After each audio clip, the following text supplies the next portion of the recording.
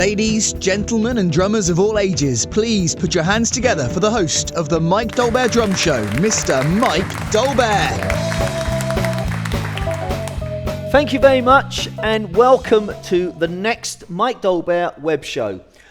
Because the other two have been so successful and well received, we decided to do some more. And wow, what a panel I've got today. Great guests, Steve Smith.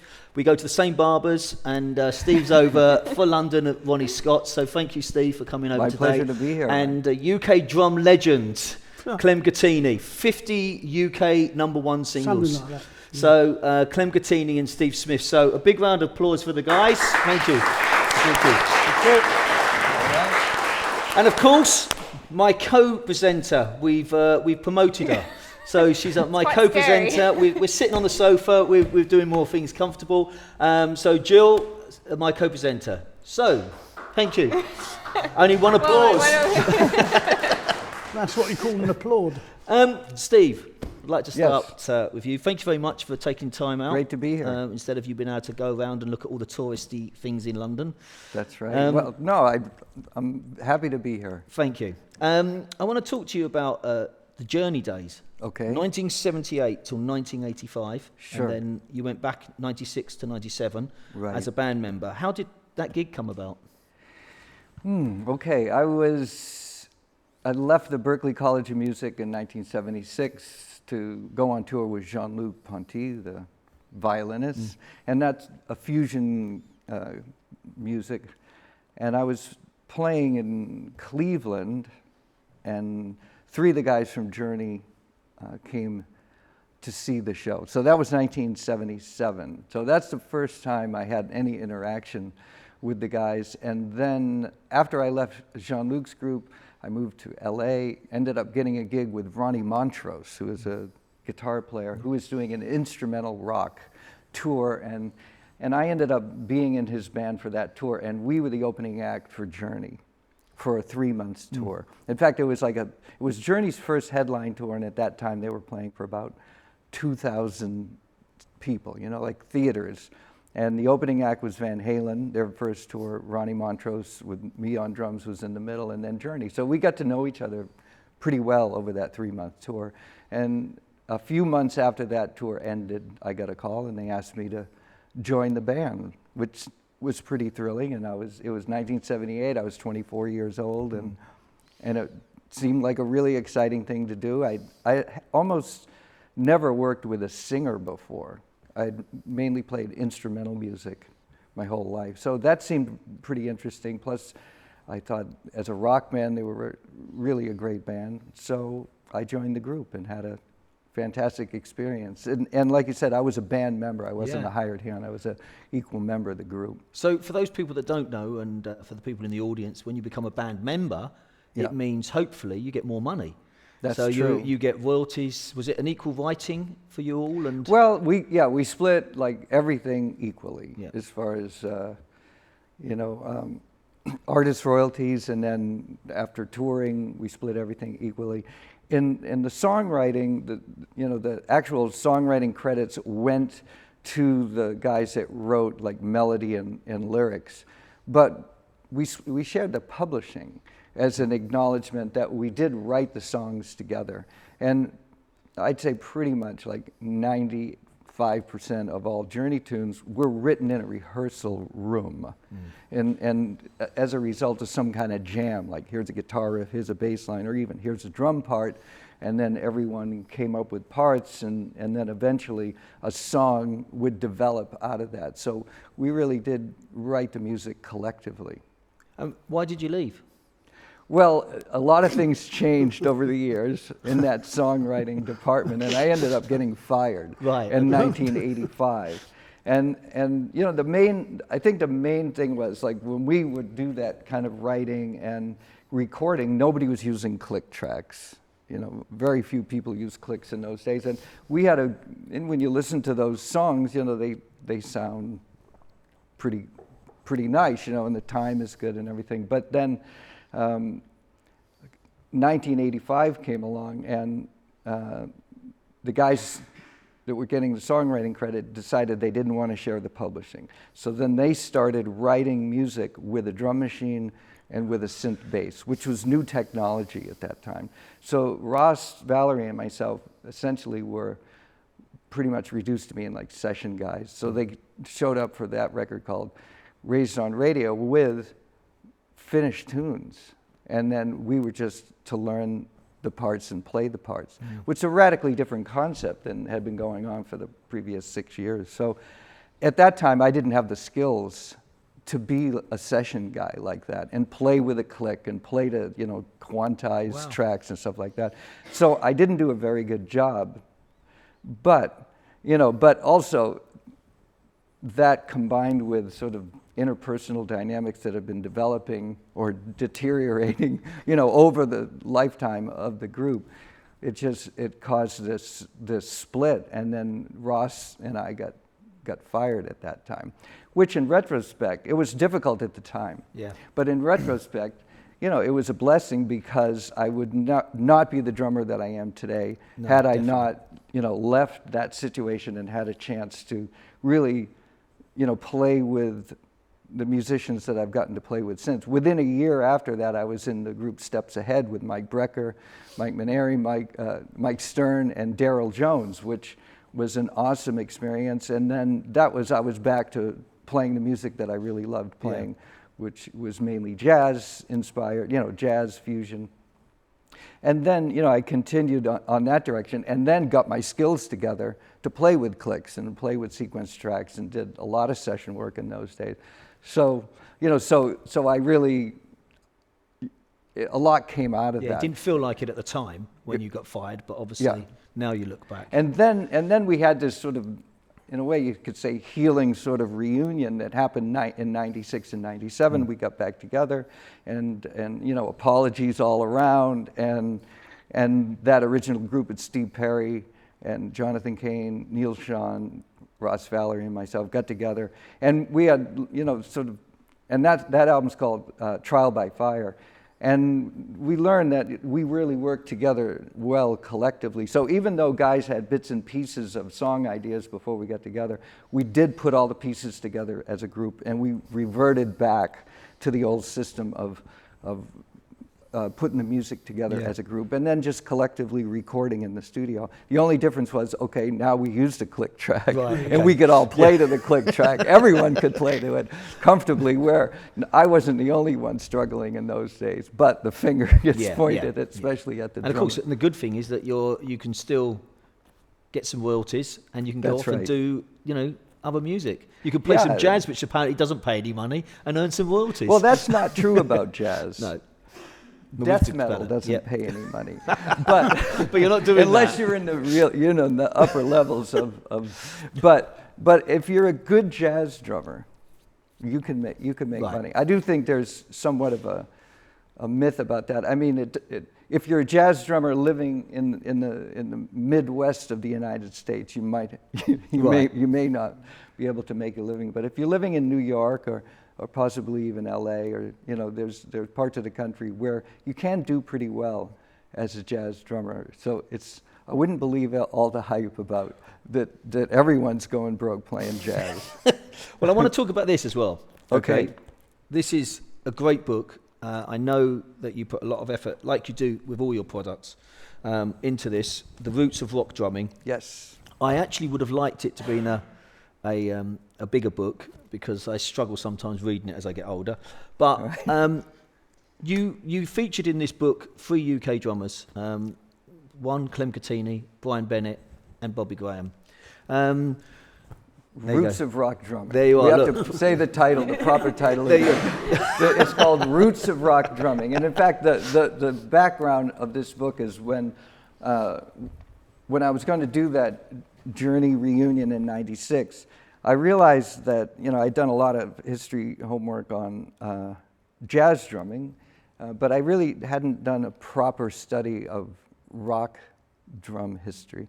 And when I played in Journey in the original time, '78 through '85, I grew up playing, jazz and big band and listening to rock and sort of organically putting them together. And I played rock in a very intuitive way with the original years of Journey. But I wanted to have more just clear understanding of where the music came from. So I really went about this whole history research project about the roots of rock.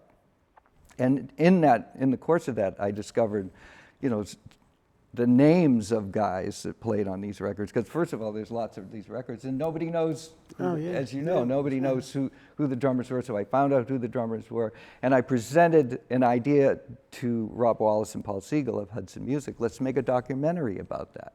So they agreed, and we started going around first the U.S., filming these interviews with these drummers that played on these original hits and created rock drumming basically from jazz drumming and rhythm and blues drumming, and then emerged this new kind of music and hence a new kind of drumming, rock drumming. And then we came over here to London to film 3 of the kingpins of the London scene.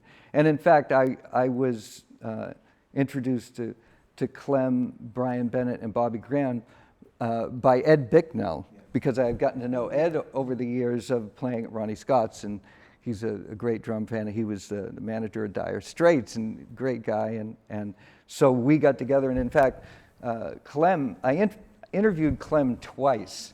That's right, yeah. And he was the only person in the whole book that I interviewed twice. And the first time is because I had my own little video recorder, that's right, so we got together at Ronnie Scott's, and they gave us a little trouble, like, you shouldn't be filming in here, but we filmed an interview and it went well, but the quality of the camera work wasn't that great. So then we came later with a pro crew and did a proper interview and filmed those interviews. Well, the book's great. It's got a nice DVD with it, but although you've done so much work, you haven't had a film. You haven't had your part played by James Corden played Clem Cattini in this movie, Telstar. Okay, so Clem. Yes. So let's talk. You played on 50 reportedly. Reportedly. That's how.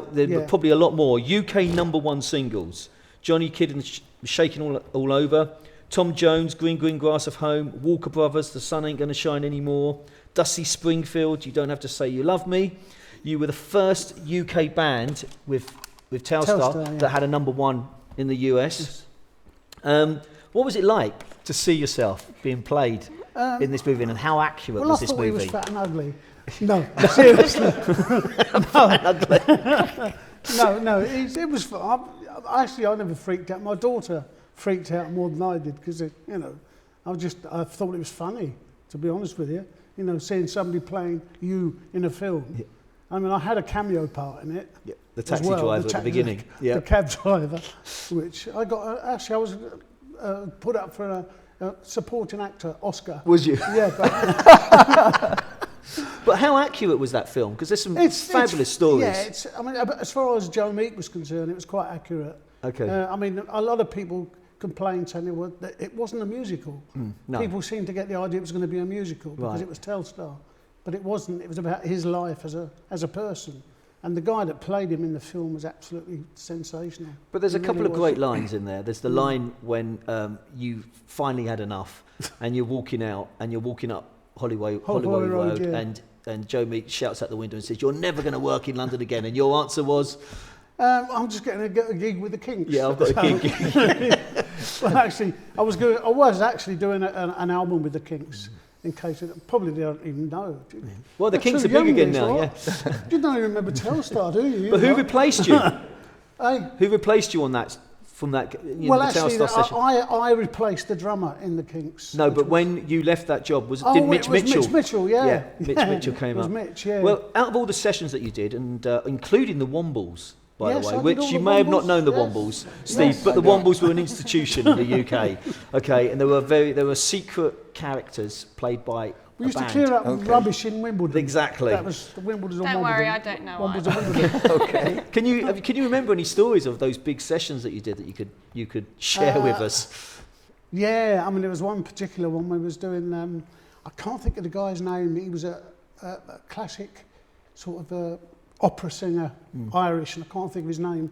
We were doing this session at Decca, and Ivor Raymond was the MD, and we get halfway through the song and the thing goes on. It's Ivor, this is the producer, bloke called Dick Rowe. We used to call Death Row, but anyway, that's neither here nor there.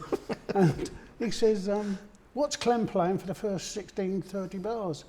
And he said, oh no, he's tacit. And he went, could you play it a bit quieter, please? I suppose you know what tacit is. Yeah. Excellent. But you know, there's all these... Can you tell us a little bit about, you played with Donovan on the Hurdy-Gurdy Man. Hurdy-Gurdy Man, okay, yeah. And I know you were offered the Led Zeppelin gig, yeah, which yeah. you turned down. Well, are you still married?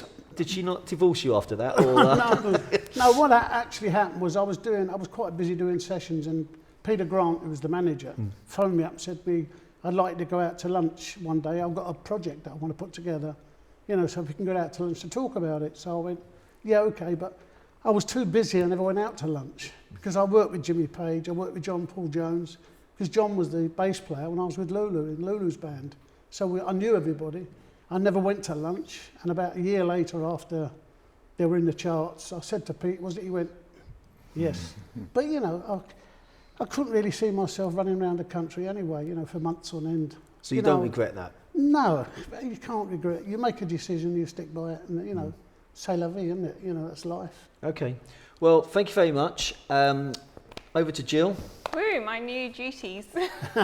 After the match success of Yard being on our first episode, we have decided to introduce a new segment into our format where we're going to go to Yard's Yard, which is where we go and talk to Yard about some of the things around at Vintage Yard. Hi Yard, over to you. What do you have for us today? Hi Mike and Jill.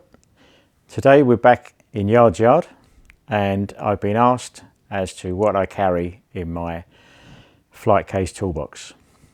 Now, at the moment, I've laid some stuff out for you to give you a rough idea, but my toolbox is rammed. It weighs about 150 kilo, full of everything that will get us out of any disaster that happens. We've got spares of everything we carry. We try not to carry too much, but in the end you think better take that just in case. And when you don't, that's when you're in trouble. So what we start with is I'll describe my case drawer by drawer, but I have everything that I am desperate for at that prompt moment in time when you've got to leap into action. So I sit around thinking about daydreaming and stuff, and all of a sudden someone will scream at me something's happened and I'll jump up on the riser. But what we do is we have the top drawer is full of handy little bits like my screwdrivers. There's always pliers, drum keys, and then tension bolts as well. And I'm kind of responsible, being a carpenter and joiner, I'm kind of responsible for the stage as well. So if there's any repairs to flight cases, we carry rivets, a rivet gun, and a nice big lump like this, which is a 16-ounce Stanley. You can buy air swing, but we can't afford it on our wages, so we stick with Stanley. This is a little toy I bought in Japan just because I like the shape of it, but it does the job. And so basically the main thing in my case is this Yamaha marching band kit. This was given to me by Hagi, who designed Gad's 9000 kit, and without this I am totally lost because I don't use drills to take heads on and off. With this one you need to feel the key when you're doing stuff, otherwise you're going to snap something. If you snap a lug you're in trouble. We've got spare lugs, we've got spare everything, but in the heat of the moment you haven't got the time to mess around. So this is the number one boy. This goes with me worldwide everywhere I go. I'm starting to get all tear jerky now, but there's that. Right, in drawer 2 will be a whole drawer full of sticks. Steve doesn't use many. He'll probably use, on the 7-8 shows we're going to do, he may use 4 pairs. And then as well as that we carry his own brushes, which he likes all worn in. They don't go until they're really ready to fall out. So we carry those. And then the drawer after that We'll have a couple of O-rings if we need them, or we'll just chop them up for little bits. And then we have a whole drawer of his favourite ambassadors, which are generally the tours we do are 10, 12 or 12, 13, 14, 16, and they're coated ambassadors top and bottom. So I'll have 2 spare sets in my drawer, so if any head does split, we can quickly get to it. We don't put anything out the back of the arena that we can't get to. And so everything is right in front of me. And then in the bottom drawers we have the tools, like the heavy stuff, which is the rivet gun, drill, chargers, and also odd bits of hardware like this, just in case the ball socket wears and causes a problem. So anything we need to get out of trouble is in my drawers. And then, as well as that, we do stage repairs and stuff. So we've always got clamps in case someone drops a guitar, or I have to make a cabinet, as I did with the last tour we did with Steve Jordan, so that we could lay out all these snares. And so basically that's about it. Thank you. And that's another day in Yard's Yard. Right, now generally the stick would be here to do this next segment, but he's off, we're assuming, painting his nails. So Mike's going to play the next 2. We have 2 snare drums for Clem and Steve to listen to today. So drum A is a 14x5 snare drum made between 1958 and 1959. This version was made in a fairly limited in number and is much sought after. The drum features a chrome overbass shell, a simple classic snare mechanism and butt plate with crimped snare beds and an 8 one-piece lugs. It's fitted with Evans head, which is coated on the top and clear on the bottom, and has a pure sound equalizer snare wise. This drum is valued between 600 and 700 pounds. So drum B is a 14 by 5.5 inch snare drum made between 2007 and 2008. The drum is a number 13 of a limited 50 worldwide. It has a nickel over brass shell and features hand engraving and 20 strand snare wires, Trick GS007 strainer and an 8 double-ended tube lugs. It has been fitted with Remo heads and coated one on the top and a hazy on the bottom. This drum is valued between 2,000 and 2,500. So this is drum A. Mike?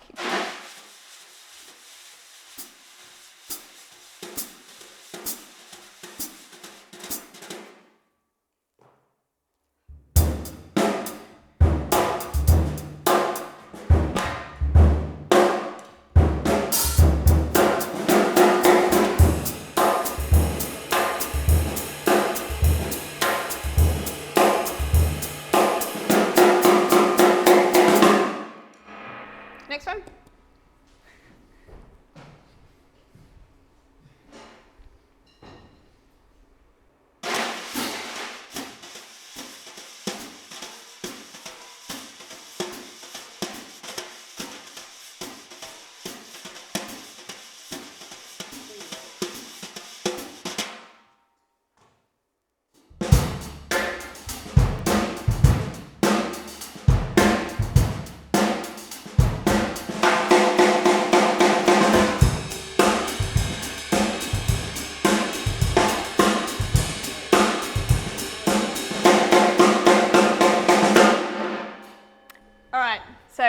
Which one, Steve, I'll ask you first, which one did you prefer? B. I have to go with B because of the depth. It's like I could hear a lot more bottom. A lot more sound? Yeah. Clem, which one did you? B. B. Is there any, for value of money, do you think that you preferred like, no?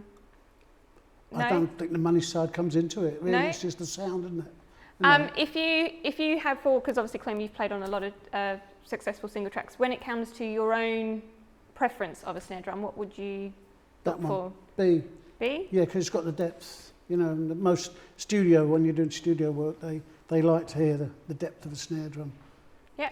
Steve, same with you? Or? Yeah, the same with me. In fact, I have a Sonor signature snare drum that's a 5.5 by 14 metal drum, and the reason that I went with that, it's a very heavy drum, and it went with that kind of shell is because it has a lot of bottom. And it's pretty easy to get high end out of a snare drum, Yeah, but exactly. to get a drum with sure. low end is not so Yes. Yeah. not so Yes. easy. And in fact, I have some vintage drums, and that's one of the things I like about some of the vintage drums is they do seem to have low end, where a lot of more modern snare drums, they're Very really tough. bright, but Yeah. it's hard to find one with a good low end. Okay, cool. So I'm going to ask the audience now, which one did you prefer? I realise Mike's holding the signs and you can't tell. So if you want to raise your hands if you preferred the A. Okay, B. Yeah. Oh, there we go. So Mike, A is the Ludwig. Yes. The Ludwig. This is the vintage one is A. This is the Craviotti. yeah, so Ludwig and Craviotti. So this is the new one. Yeah. Wow, Oh, well. it's impressive. Steve, going into a production product of you talking about it, would you like to introduce? Yes. Well, it is the anniversary of Sonor drums this year. And to celebrate that, they came up with reissuing, or really in a way creating for the first time, like a vintage drum set based on the drums of the late 50s and in the 60s. And they're pretty fantastic sounding and looking. And they put together a video that's available on YouTube right now, and it's with me playing, Thomas Hawk and Benny Greb. The three of us got together and played. We all played to a click track at metronome marking 130, so they could do some editing between the three of us. So that it's a pretty brilliant video, amazingly well edited.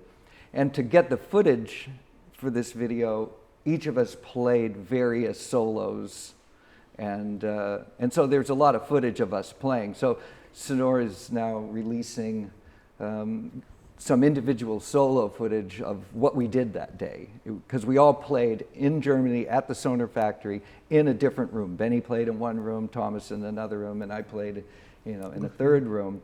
And so when I played my solo pieces, which were something like 5 minutes or 3 minutes long, I tried to make a statement. So if you did see it as an individual solo, it would make some sense. So that's what we're going to see now. It's like my, let's say, solo number one from the Sonor factory, demonstrating the vintage series drums. Okay, great.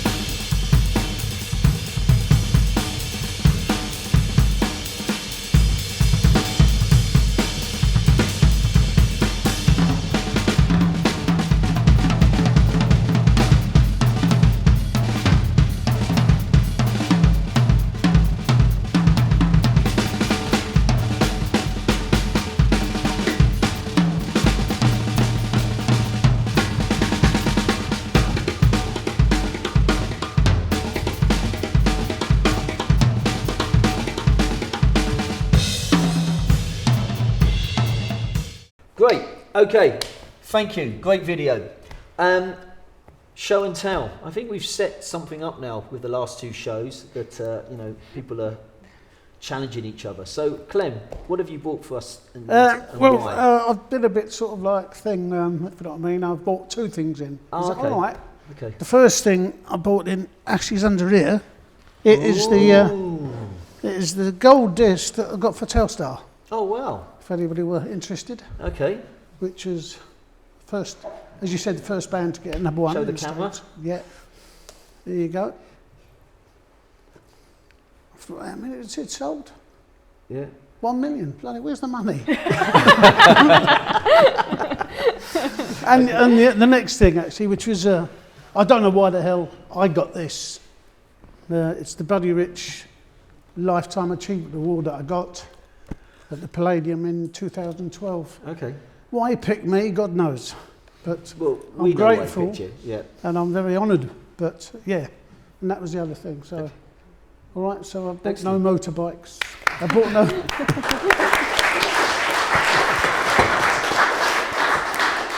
Okay, Steve. My show and tell. Your show and tell. Well, this is a method of practicing in a hotel room. And in fact, I was in Japan on tour with my band and ran into Stanton Moore in the lobby. And he's at the same hotel. So we ended up like hanging out. And I went into his room and there was an ironing board set up and I thought he was, doing his shirts or something. It turned out he had his, Wilcoxon book out and he was practicing with brushes on the ironing board. What a great idea. So, so I started doing that as well. And then adding a couple of elements. These are these jingles that the Indian Kathak dancers put on their ankles in order to play. So I figured, if I'm practicing double bass, I'll put them on both feet in practice, or just like more straight ahead jazz, like there's the hi-hat.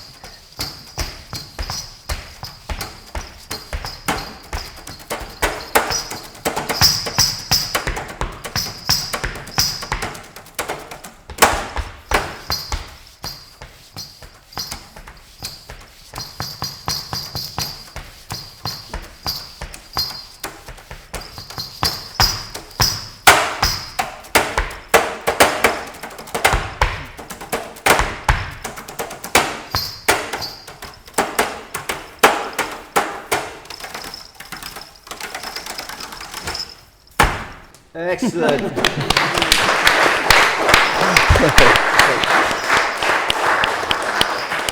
All right, now, so while Steve's sorting out his bells, Yes. we're going to go to a bit of news. So this week is World Record Store Day. It's also the same week that we've had vinyl sales hit a 18-year high, and they've now actually introduced a UK chart just for vinyl. So in celebration of World Record Store Day, I thought we'd share some vinyl, but also I'd like to also point out that David Grohl, who's the drummer for Nirvana and the lead singer for the Foo Fighters, he's the head ambassador for World Record Store Day, and actually they're also releasing an album of unrecorded tracks that he did while he was with Nirvana on an album to celebrate World Record Day. And I've actually got a quote from him about it, where because he didn't want anyone to hear his recordings while he was with Nirvana, and he basically said, when you're in a band with the greatest songwriter of your generation, you don't want to be the other guy saying, look at my songs too. So these are songs that he's found that he would like to share, but also Mike and I decided, because Steve, I know you collect vinyl as well, and so does Clem, we'd bring in some of our vinyl to share with you. Do you want to go first, Mike? I'll go first. I've got, I bought, because it's my show, I bought 6, but I'm actually going to just pick a couple out. I'm going to pull up this one because my parents bought me this Buddy Rich vinyl album, and it was masterly recorded. It's a great sound, but every reason I love about vinyl was because it's a piece of art. I mean, it's a triple album, but all that photos, you could sit there, listen to your music. You can't do that with your iPod, can you? You can't sit there and listen to music and read what's going on. Read the liner notes, see Read who the played liner on notes. it. Yeah, it's just all of great. that. I love that. Obviously, because Steve was on the show and he talks about Sandy Nelson in the book, I had to bring along this Sandy Nelson album, Drumming Up a Storm. If people don't know, Sandy Nelson was, I think, the first person that actually had a solo drum single. Well, Sandy, in fact, has a very unique place in drum history because he's the only drummer artist that really had a whole career as a drum soloist, a solo artist in rock and roll, and as a rock player. So it's quite a unique place in history. Yeah, and my final one was because of sentimental values. Was it's not the greatest album in the world, but this particular album, which was by Colin Busby, and the reason for this was I studied with Kenny Clare, the great late Kenny Clare, who died back in '84. And this was the last album he ever played on. So I really had to hunt for this album because I really wanted to have this in my collection. So that's my vinyl. All right, so this is the first record I ever bought, which is the John O'Jones. Oh, really? Nice. You're not that old, are you? No, You didn't write it originally. Actually, they have a Caravan, which I've always struggled to play, but he does an amazing solo on this, and so this was the first one I ever bought, so I was quite excited. But I'm a huge Miles Davis fan, and he's someone who I wish, if he was still alive, I would love to play with. So I've bought 2 Charlie Parkers, because obviously he started with Charlie Parker before he went off and did his own album. So this is the first one, which was Yard in Lotus Land, with obviously Dizzy Gillespie in that, who wrote with him. But this one, which Steve, you and I were talking about earlier, yes. Which has the greats Dizzy Gillespie, Charles Mingus, Charlie Parker, Max Roach, who was the drummer on it, and Bud Powell. Now, I remember I saw this, I only bought this 2 days ago, and I saw it and immediately just went, I'm having it. And it was only £7.99. I would like to point out that behind the counter there was the Dark Side to the Moon vinyl, and that was £499. Right. And I was like, oh wow. You made a good choice. So, and this one was actually filmed live, you were saying, in Toronto, and Tony. Yeah, live at Massey Hall. This is a really classic album. Yeah. You're going to love it. Yeah, I'm so looking forward to listening to it. I can't wait. But I was going to ask you guys what record is your favourite that you've owned or wish you had? God, I don't know if I could say a record, but just to mention Record Store Day, it's something that I look forward to every year. And I go to when I'm in Oregon, I go to my record coop that's there, and there's always brand new records. So you guys brought your secondhand records, but the cool thing about Record Store Day is they release brand new albums, and sometimes they're one of a kind, like you're talking about Dave Grohl's record, or they're a classic album reissued. And I think the last time I was there, I bought a Larry Coryell record with Billy Cobham on it. It was something Spaces, and it hasn't been released in 25 years, and they brought it out for Record Store Day. So that was a pretty cool one. So I'll find whatever is interesting that year that they're releasing. Yeah, it's great. I'm really thrilled that they're doing this kind of thing for vinyl. How about you, Clem? I think my favourite album, to be honest, is April in Paris. Right. Count Basie. Count Basie. Oh, right. Okay. Yeah. Well, I think one of my favourite. I mean, I was listening to that record. I mean, when I was with Johnny Kidd, which is the 19 and Frozen to Death, and I mean that's the end of the 50s. Who would have been on drums for then? That might be Sonny Payne. It was Sonny Payne, right, yeah. Okay. I call him the rock and roller of big band. Right. Fantastic, it's a great album. Cool. And if you're a drummer, it's great to some of the stuff he does on it is incredible, really. Okay, I mean, when you think I'm talking about the 50s, Well, we're running out of a bit of time here. No, I'm afraid so, Steve. And I know you have something you want to talk about the book, but I've just got just one item this week. Use it or lose it. So in this section, this is a product that I've been sent that I would like to know whether you would use on your gigs, and it's this. It's by a company called Drillbit, okay, and it's a cymbal mount, okay. It's a quick. Oh yeah, I've noticed. Cymbal mount. You've noticed how quick that is. Would this be a product that you would use, Steve? Probably not. Okay. No, I use the sim pad,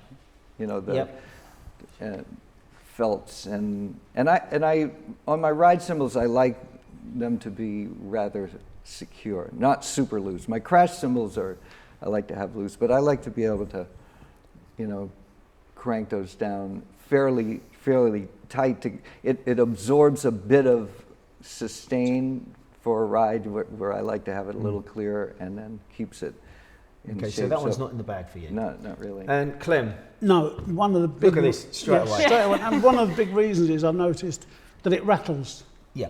And if you're doing a session, suddenly the guy's going, there's a rattle, they're not very happy. So, no. So the only thing that you want to rattle in the studio is your hip. Oh, my Okay, well, we've run out of time, but instead of taking any questions and doing any questions, Steve, I would open this back up to you, because I know you've got a story that you'd like to talk about with... Well, you know, it's a couple of observations, and one thing from really listening to so many of the great records that have been recorded over the years, and maybe, let's say, not so great records, but the guys, the session drummers especially, that played on these albums, one of the, well, and I mean classic rock records like from the 50s and early 60s, one of the things that is so admirable and amazing about these group of drummers is that they had great time because they weren't using click tracks, and they had the ability to, day after day, hour after hour, to be creative enough to think of just the right thing to play. Yeah, consistently. You know, and it's not like when you listen to these drum tracks, you're hearing some, you know, over-the-top incredible drumming. You're just hearing some very musical playing. But they thought of amazing parts. And then they were able to make the band feel like a cohesive unit. And that's really so much the job of a drummer, is to bring a band together and have it feel like, oh, this is a band. It's not just a collection of different musicians. And when you had your Ultimate Drummer Week that I did a few years ago, and Clem came and you played one night with the band. Yes, yeah. And all these drummers were sitting in, great drummers were sitting in, and everyone sounded great. But when Clem played, it was instantly, it sounded like a band for the first time all night. And then I thought, you. of course, Thank you. that makes sense, because that's what you did, that's what you did for yeah, all that's- those years. yeah. And you had that certain Thank you. thing that is Excellent. it's kind of indescribable in a way, but it brought it all together. That's nice. And then it was like, oh, Thank these you very guys sound much. like they've been playing together for years, even Yeah. though you hadn't. No. But there was just something about the way you approached it that was really different from everyone else. And I just Thank want to you. acknowledge that, because that's, Thanks I very think, much. the Thank beauty you. of what Clem brought to the picture, and many of these guys Yeah, absolutely. brought to the studio. I mean, I always had the philosophy, for any drummer actually, we were talking about this earlier, weren't we, that what you've got to do, you've got to play the song. Yeah. You use these, which are your best weapons, and you play to who's ever playing. You listen to the guitar player, you listen to the bass player, and you play with them. It's no good roaring around the kit 300 miles an hour. I remember one of the first sessions I ever did at EMI for George Martin, and I was way, and I went up to listen back, and it sounded like World War IV. And it wasn't what was required. And from that day I learned, no, play along the line, play what they need, and play the song. Okay, well, on that note, thank you very much for Pleasure. coming today. Thank you. We will have to do this again. I know trying to get you two sitting on a sofa and keeping it in the time limits was Yeah, never gonna forget happen. about it. But thank you very much. I do recommend that you do go and get this book. It's a great book. It comes with a DVD. Every drummer should have it. I do recommend that you watch this and see how wonderful Clem's part is as the cab driver at the beginning. Seriously, it's a great movie. Don't blink, because you'll miss it. But thank you very much. Thank you for everyone for turning up. Thank you for Clem Cattini and Steve My Smith. pleasure. Thank you Thank very you. much. Thank you, and we'll see you next time.